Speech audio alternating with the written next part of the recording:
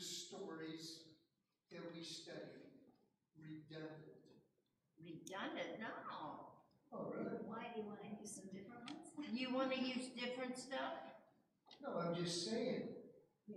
We go over these things, and we go over, and we go over. Yeah. Now, the question is, they don't, I don't know how you're going to respond, and it's not relevant how you respond to that question. What is relevant? Are you committed to getting something out of this lesson today for living your life right now? Absolutely. This story happened quite a few years ago. Am I accurate on that? Yeah, a few. Okay. Not for you. Yeah. So, in Deuteronomy, God said something that we should really take to heart. He said, I don't want you to forget me.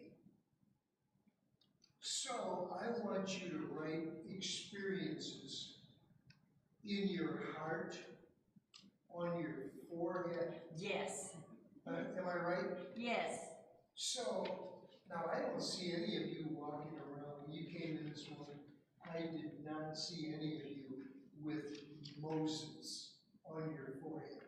No. It was not indelibly, but I am in hopes that when we teach today, that we will discover that this story is written in your heart, so that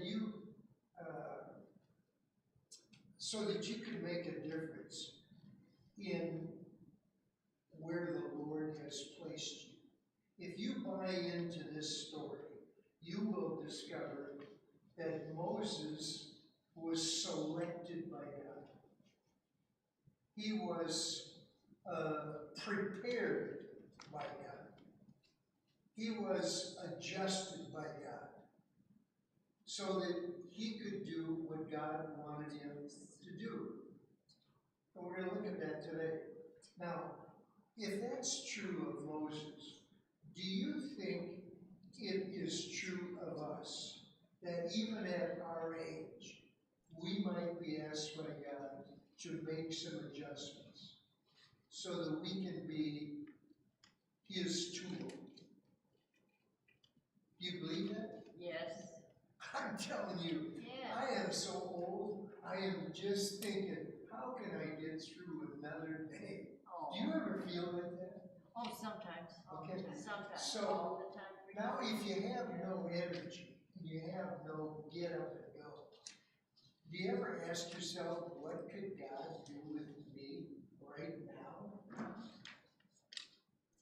Now, I am beat up all the time. Whoever I go out to eat with, I am beat up by them. Because here's one thing I do. Same I here. will ask people where they're going to church. When did they stop going to church? I talked to a lady yesterday, and I have all the confidence in it. She's a sweet, sweet lady. She probably is 40, 48 years old. She has 3 kids. Her husband is a real nice guy. In all of her life, in all of her husband's life, they never darkened the door of a church. Is that? Now, I hope I planted a seed there. Who knows? Maybe I just planted some animosity towards the church or towards me. But I mean, do you, when you have an opportunity to say, I want to be part of God's plan for right now, do you step back or do you allow him to push forward? Here are some things, and we're going to pray after this, but this is the connection. Is there a particular area of life that makes you feel totally inept? Do you feel inept in sharing your faith out in the restroom? I I don't think so. There's no wrong answer, okay? I'm just Yeah. getting you, do you, when you're in the line at the grocery store, and a lady is having so much problem with two bratty kids, do you have the courage to step in and try to calm the situation? Do you? Hey, look at those brats. Let me take care of those brats. I mean, I might smile at the kids or something. Well, yeah, Okay. yeah, I don't say anything. yeah. Now, do you see? I think that you might be used by God to calm the situation and to bring some semblance of sanity to it. But you have to ask. You have to let the Lord work by His Spirit through your spirit. You can't just go off half-cocked No, and yeah, say something. right, yeah. What about if you're going through the grocery line and she gives you $3 too much? What is your response to that? Give it back. Yeah. Now, you can give it back, or you could give it back and say, you know what? Because of my walk with the Lord, I just cannot take that money. And I hope you can That's appreciate right. that my relationship with God would not allow me to take that.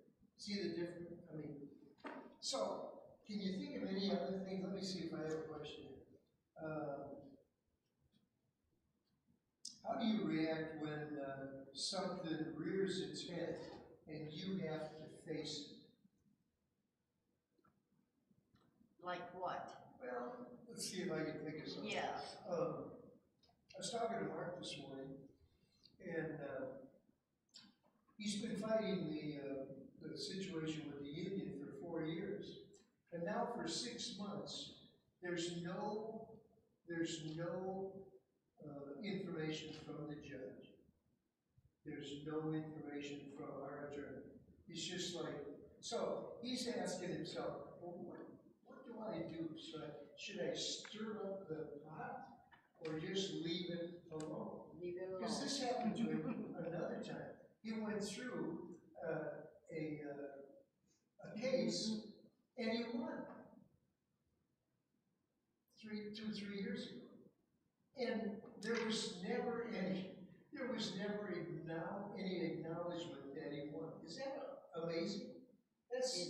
That's how our government works many times. Yeah. So,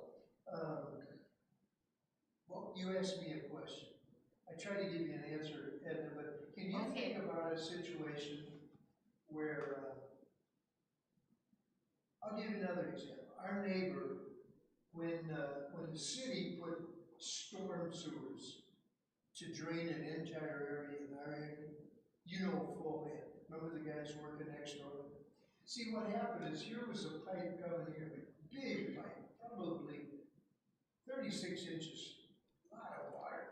And the water would just rush out of there after a rain, would come right directly across to our neighbor's backyard. Ooh. And it just ate the backyard away.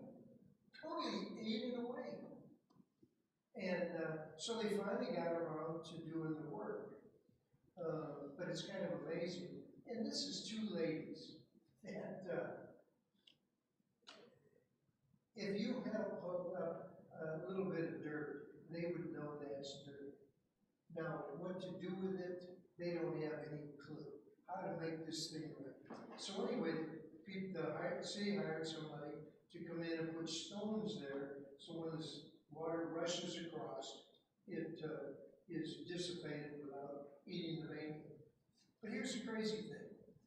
The contractor left all kinds of roots from uprooting trees to get their job done. Just left it there. It's just trash. It's crazy. I'm saying to the lady next door, I said, you know what, you ought to get the city out here because they did not do the job right. But she doesn't know what to do.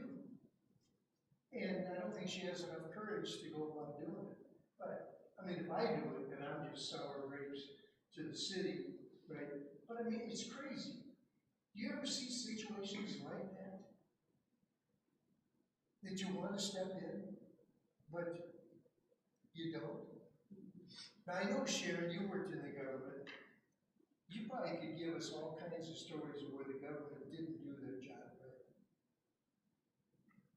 I was just a worker, I didn't get involved. What's that? I was just a worker, I didn't Yeah, get involved. But I mean, here's my question. Yes. Did you see things not get done Oh, correctly? definitely. Yeah. Always. All the time. So anyway, here's the situation with Moses. He is just minding his own business. 40 years he's out there, kind of parked out in the middle of nowhere, while God reprograms his mind. Now he had at one time, he had a very strong desire to see the Jewish people being taken care of in the right way. So much that he killed somebody. It was mistreating them. Yes, he did. Israeli.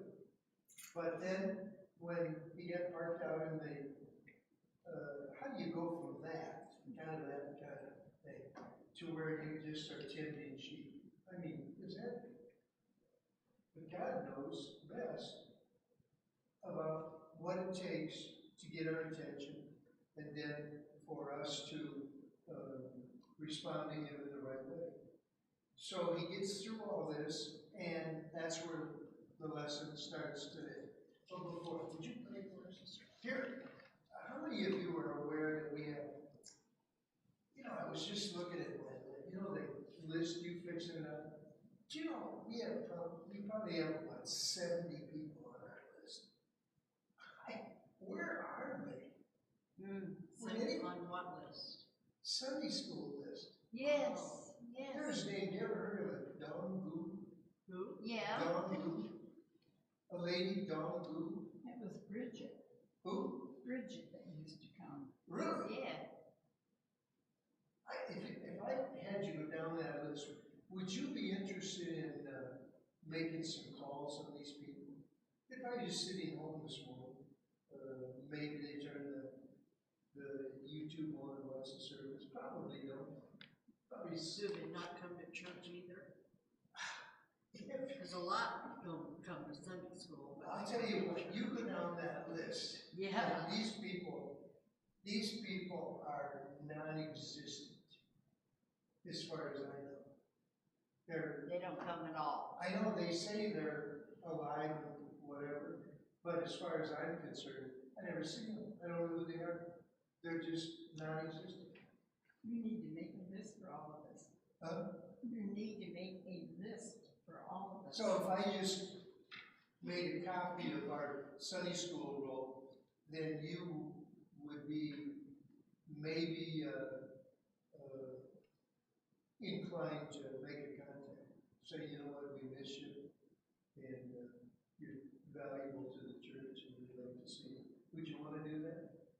I think there's some on there that might be attending other classes.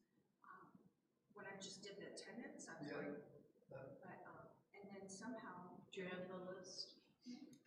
it's in that green Written across the top of our list, it says for women only. No. Our class. For what? For what?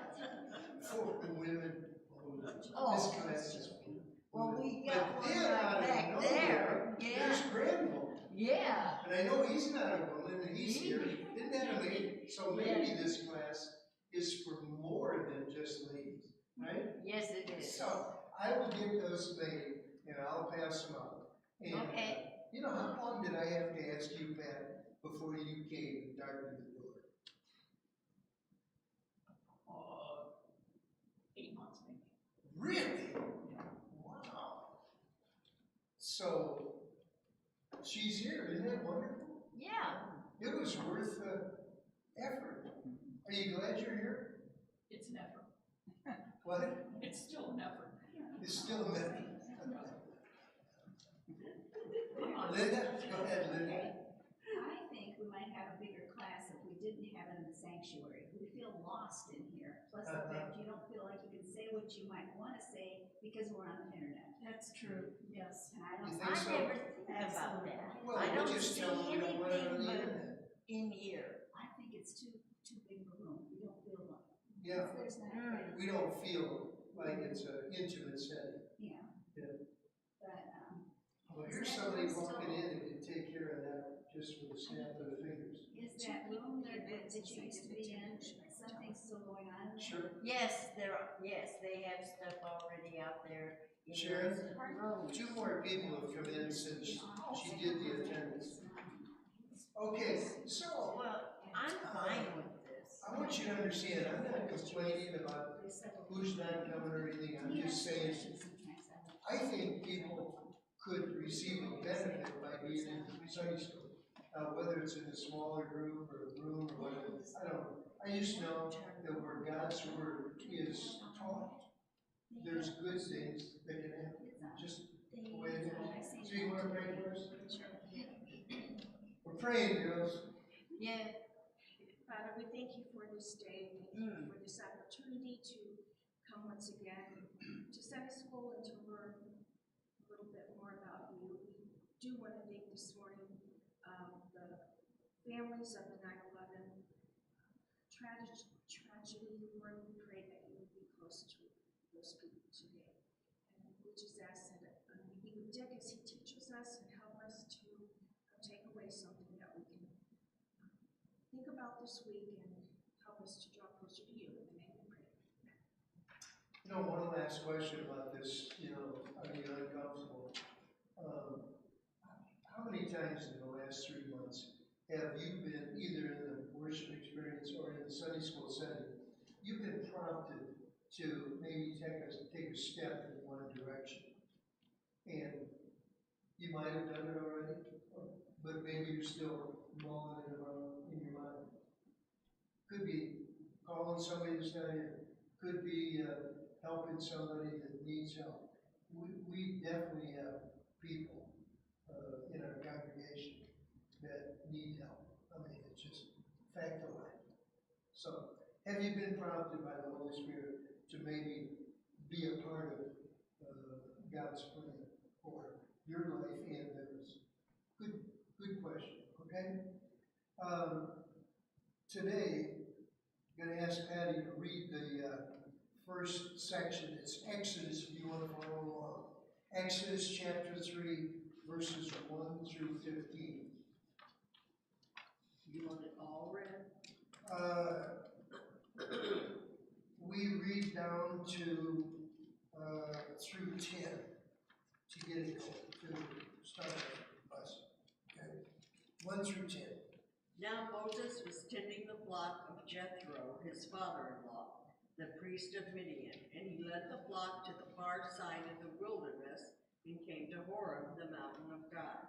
There the angel of the Lord appeared to him in flames of fire from within a bush. Moses saw that though the bush was on fire, it did not burn up. So Moses thought, I will go over and see the strange sight, why the bush did not burn up.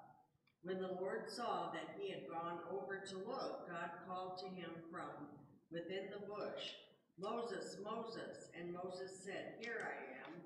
Do not come any closer, God said. Take off your sandals, for the place where you are standing is holy ground. Yes. Then he said, I am the God of your father, the God of Abraham, the God of Isaac, and the God of Jacob.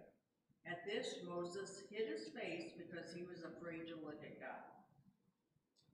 The Lord said, I have indeed seen the misery of my people in Egypt.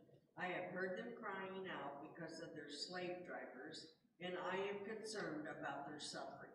So I have come down to rescue them from the hand of the Egyptians and to bring them up out of the land into a good and spacious land, a land flowing with milk and honey, the home of the Canaanites, Hittites, Amorites, Perizzites, Hivites, and Jebusites. Now the cry of the Israelites has reached me, and I have seen the way the Egyptians are oppressing them. So now, go, I am sending you to Pharaoh to bring my people, the Israelites, out of Egypt. Okay, here are questions that the writer of the lesson wants us to think about. Would you say that this encounter that Moses took part in was kind of an ordinary thing?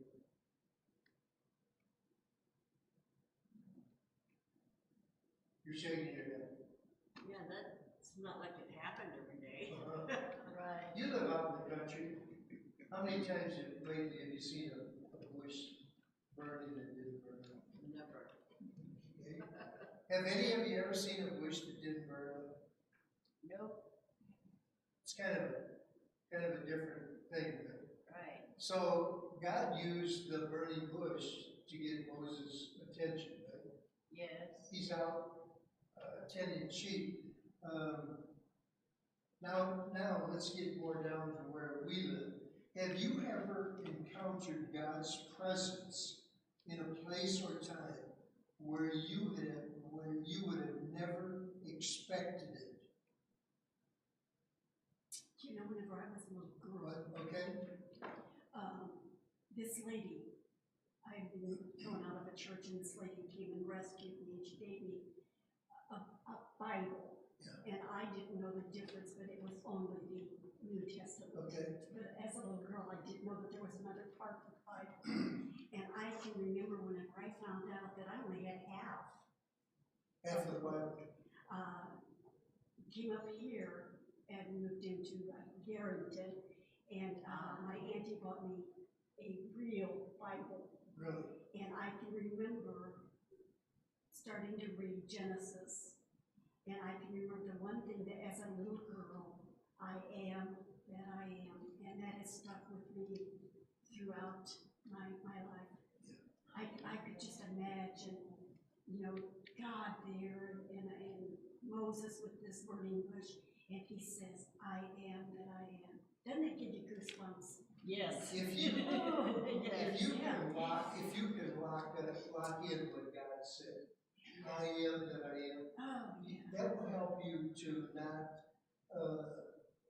in your discouragement, not let it turn into despair, or in your unknowing, that you would not just give up the ghost. It would say, you know what? I know there's a God. I just don't know what He's going to do when He's going to do it. Is that right? Yeah. And why? Yeah. You know, they say that we're not supposed to use what as much as why. What are you doing, God? Kind of gives him a little bit of a condemnation. What are you doing, God? Here I am. What are you doing? But how about this one? Here I am, I got a problem. Why are you doing this? And how can I respond to you? There's a difference. You can look at it and say, hey, God, I don't think you know what you're doing. And what are you doing? But then if you ask the question, why are you doing it? And how can this be used to help me? Does that make sense? It Okay. does. It does. So, Judy told us about this situation. You weren't very old, were you? What? You weren't very old when the Bible. When I got kicked out of the church and got the New Testament, or when I got my Both. Bible? I got my whole Bible about 13. And you got the New Testament when you were kicking. You didn't have shoes or something? I didn't have shoes. I went into a church, didn't have shoes on. They kicked me And out. They kicked her out. can you imagine somebody in a church saying, A you don't belong here? A I 6-year-old. mean, come on. Oh, they didn't tell me. He picked me up by the neck and threw me out. Really? Yeah. A man What did kind that? of church was that? Not gonna say. Nazarene. Not a good church. Nazarene. Not a, yeah. Nazarene. Nah. No. I told you not to. Baptist. Pentecostal. It doesn't I matter. don't know. It wasn't a But it good could, church. you know what, here's the sad thing, it could happen in any of those churches. you Right. know that? Yeah, it could, And it has happened in any of those churches. I wonder if he ever remembered that and regretted it and wanted to hide you. That little bitty girl with no Yeah. shoes, Yeah. yeah. That was pretty, that's like a burning bush story. It isn't is, it is. Do you have a yes. burning bush story? Do you have anything happen that just kind of shook you from top to bottom? Anybody? Do what? Do you have a story? Do you have something that happened in your life that was like a burning bush? It was so unusual and it brought good results. Anybody like that? I'm going to give you one example out of my life. That's hard to pinpoint. Yeah. Well, you know what? It was hard for me, but when I was doing the lesson, and finally one of them came to mind. Have you ever been prejudiced towards like Indians or Muslims? Ooh, Muslims. Really? Here. Yes, yes, How about yes. Indians? I thought they were evil, evil. Without, I said, they know no God, they didn't. Let me tell you a story that really kind of shook me up. We needed money at the school. We had already hired people to do work, and we needed to pay them, but we had no money to pay them. So I talked to a guy that was a friend of the school, and he said, give me a couple days and I'll see what I can do. He came back in 2 days, and he said, an Indian is going to loan you the money Wow. for what you need, and then you just pay it back within a certain amount of time. And then he said, if you can't pay it back, I'll pay it back. All of a sudden, I'm saying, man, this guy must be part of God's creation. He's Yeah. part of his plan. Isn't Yeah. does that blow you away? It does. What do you think? I kept thinking, well, why doesn't God just bring somebody that loves the Lord, loves the school, and let them loan us the money? Wouldn't that make more sense? To me it did. But I was very grateful Right. that God chose to use this Indian. I never met him. Never met him. Isn't that incredible? All I know is he loaned the money to the school, we paid the bills, and all I could do was say to God, surprise me, surprise me, surprise me. Yeah. And so he did. So let's see if there's another question before we move to the.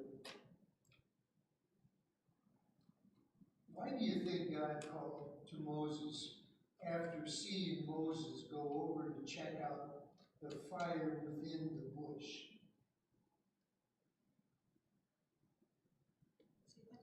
Why do you think God, let's see, I gotta make sure. Why do you think God called to Moses after seeing Moses go over to check out the burning bush?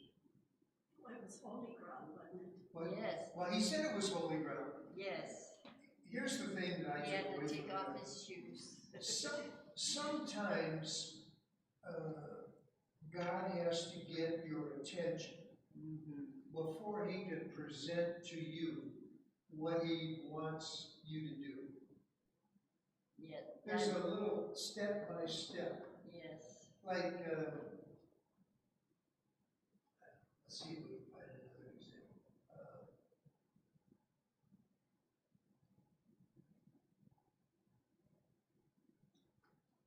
I told Mark this morning, and I want you to take it, write this on your heart. In the Garden of Eden, who was in charge? God. Before or after the fall? In the beginning. God was. Adam and Eve. Satan was. God was in charge. He put somebody He in charge. put, oh, Okay, yeah. right? Who was in charge? Adam and Eve.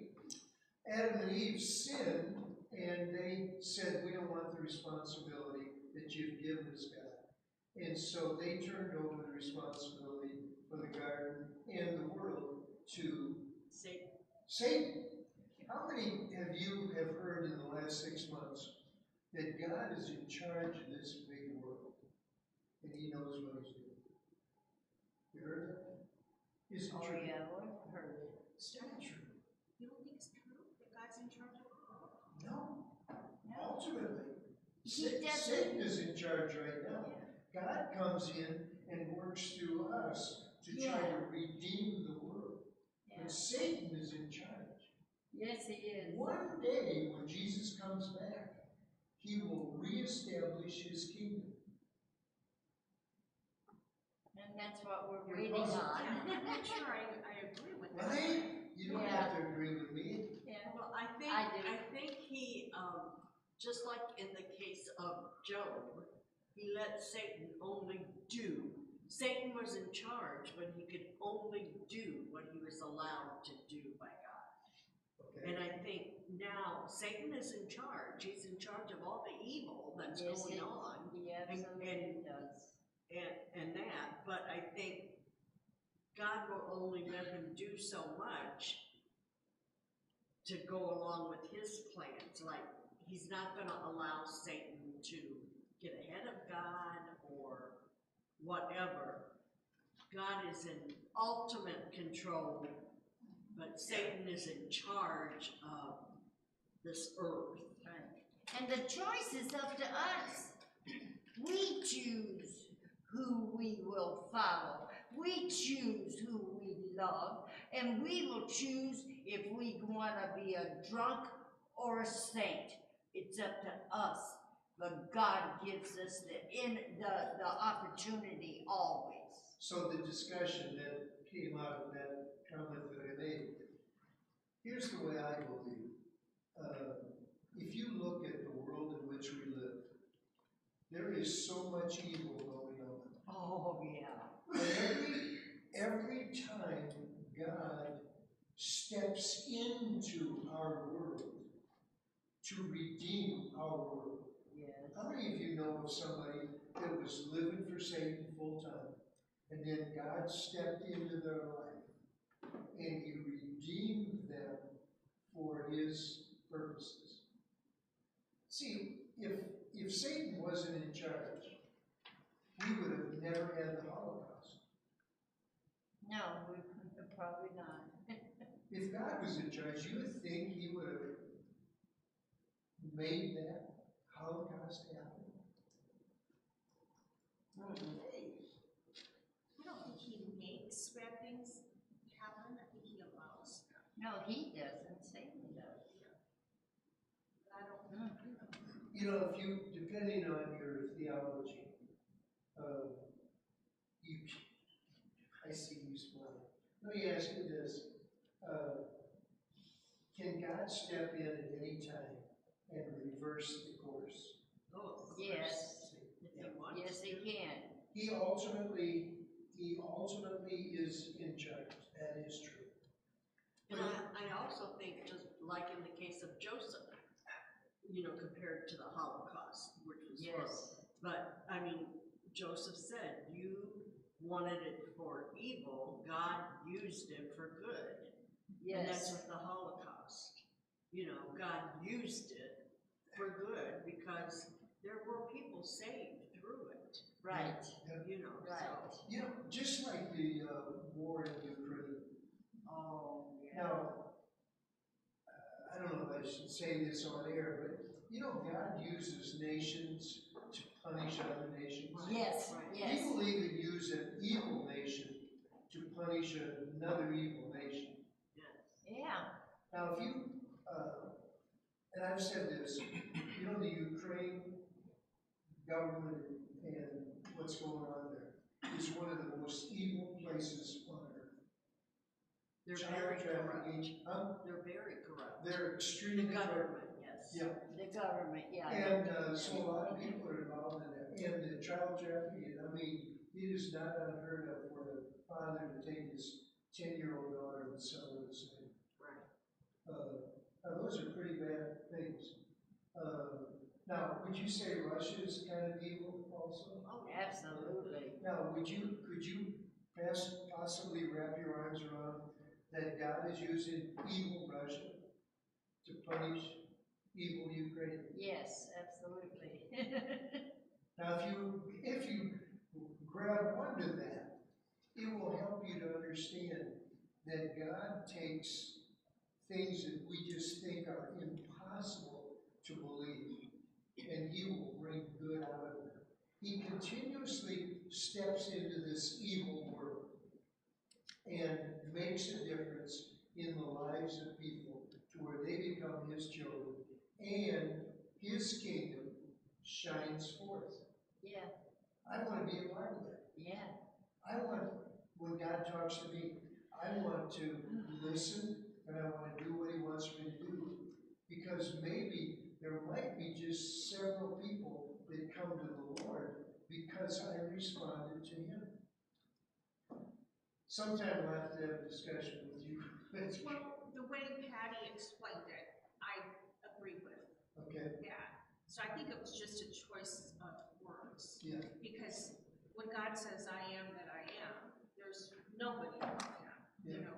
So, but when you use the word control and the ultimate control, yes, Satan's very much alive in this world. if you think about when Jesus went for 40 days to pray, Yes. Satan was in charge of that situation, but Jesus responded the way His Father wanted him to. Am I right? Yes, I absolutely. mean, but Satan was saying, hey, do this and I'll give you everything. Just take this stone and make it out of bread. I know you're hungry, but you know, and everything that Satan did to Jesus was an indication that if you do it my way, I'll put Right. you in charge of life. Because I'm in charge, but I'm going to put you in charge of some of the things that I'm in charge of. Right? Yes.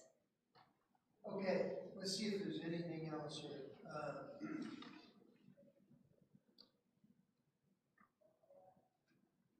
How many of you have ever been in a church service where your heart was just, you thought it was going to explode? You were just so thrilled with what was going on. Anybody like that? Oh, yeah. Give me an example. Well, a lot of times when we're singing on the praise team, Yeah. I feel that way, and I think I told my wife this, that there was one Sunday where I forget what we were singing, and I looked out at the audience or congregation, and I said, I just wanted to come down there and just start shaking people and say, we're singing about Yes. the Lord, don't you? Yes. Can we smile? You know. Yeah. But, yeah, sometimes I feel like I'm too demonstrative. No, you're not. You're not. It always comes from my heart, and a big portion of it is because for years I played piano for church, and there were times I wanted to lift my hand, but I couldn't because I was playing. So I think that's partly, but it's just, there's just times that the words of the songs just speak to Something us. just wells up inside. Yes, it does. Go ahead, Randall. Well, there are two extremes these days, right? There are two extremes. There's some church service when there's total chaos, everybody will run around wild and pastor have no control. It seems like God ain't got no control. Everybody is crazy and carrying on. And then there is the other one where folks just are so happy in the Lord and they just want to say something, just want to let the church know what they went through that week and how they feel, but they never get the chance, like there's no personal participation, if you know what I mean, right? Like testimonial setting, so one, you got no control, and then you got where it seems like the spirit, a whole lot of folks are just happy, and they go home like, man, I didn't even get a chance to express myself, Sure. Yeah. Yeah, you know what I mean? We haven't had this group come in. It's a group that the Heist Boys are part of. Do you know what I'm talking about? Yes, yes. The group, It's a family. Yes. And even think of the name, they've been here several times. Now, here's an amazing thing for me. I can go, well, I sit in the same place over there, and I'm listening to the songs, and I'm just sitting there. Nothing's happening. Oh. And then maybe like 5 or 6 songs into the concert, the Lord just kind of like says to me, aren't you going to be excited about anything? And there's one song in particular that the wife sings that was a big record and everything. I can't remember. Praying, is it about prayer? I think maybe it is. What is it? It's about prayer. Oh, yeah. I can't remember Yeah, the name.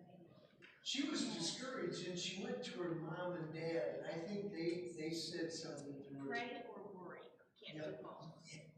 Yeah. And so all of a sudden, man, I'm saying, man, what's wrong with me? I gotta get with it. Lord. I can remember one other time, I can remember many times, but I remember this time in particular. And I've already said this, how many like those communion cups? Oh, you know. Huh? Yeah. You're trying to undo it, Yes. and you're afraid that you're gonna spill it. I And then- have done And then that. the wafer falls on the floor. I mean, Or you break it up. yeah. I went to Las Vegas Nazarene Church last week, and I walk in, and what are there? They're little. There they are, Oh. yeah. So the guy that gets up, not the pastor, to talk about, how we do about, I mean, it was like so long. He's like trying to get it open for Well, the you know longest what? time. Everybody's just standing there waiting, and I'm like, you should have done this before. Right, sir." Yeah, I don't, you know what, when Pam's with me, cause Go she, ahead, Grandma. oh, okay, listen, I actually ruined something I was wearing here and trying to do it, and I spilled it. I ruined it. I had to go home and throw it in the trash, and ever since then, Pam said, I'll do it. Go ahead, Grandma. Remember when we used to be in a small church? I can't remember the name of the gentleman, but he used to hoop and holler. He was so happy Oh, he was yeah. wearing a sack. Leroy Mills. I mean, now that's church, Oh. and you're happy and you know what? And clap your hands, Clap your hands, do yeah. something, but Happy in the Lord. but we come in here like a lump on a log, and I think wonder why nobody's happy, nobody. I probably I got a lot know. of 2 people. minutes? Okay. Me All right. too. So, there's one time that I remember, and there's discussion right now with regard to those little cups. We might be getting past those things. But anyway, I remember one time, Portage first, had this loaf of bread. And pastor said, hey, take that loaf of bread. He had probably 15 loaves of bread scattered throughout. And he said to whoever, like for me, well, pick up that loaf of bread and then go to someone that means a lot to you. Yes. You do? Why? Well, for one thing, sort of germy, but I feel bad for the people who don't have someone to come up to them, because that does happen. Right. Well, I'll tell you what, this was a really great thing. Okay. I went to my friend and I said, and I didn't even say anything, and I was just like melted. Oh my. Because we were friends, but there was a communication that we were sharing the Lord's Supper. Like he did when he sat around the table with the 12 and he passed that out. I mean, maybe when you're doing that, the Lord compensates for the jerky. Yes. Right? But I agree Yes, but with I'm her more so point, there are people that are not connected, They're not. that would feel like they're left out, and you might lose them. And I'll tell you something else, because I know this is the fact, there are some people in here that says, Oh, don't pay any attention to Edna, she's a radical. When the Lord lifts this hand, it's going up, no matter what. Good. So, you know, when Jesus gave had the thing, he had a thing filled with wine, and he passed it down, and every one of them drank out of the same thing. Is that just blow you away? I mean, how many of you this week have been waited on by somebody that had their mask? Haven't been anywhere this week. It just blows me away. I mean, yeah, we got this germ going around and everything else. And You know, please you don't- gotta live with germs. We're Yeah, gonna be here they're for there. eternity. And they're there for a reason, right? Hey, cut it off. All right. So, how do we get to this? Here's the whole thing. God used Moses.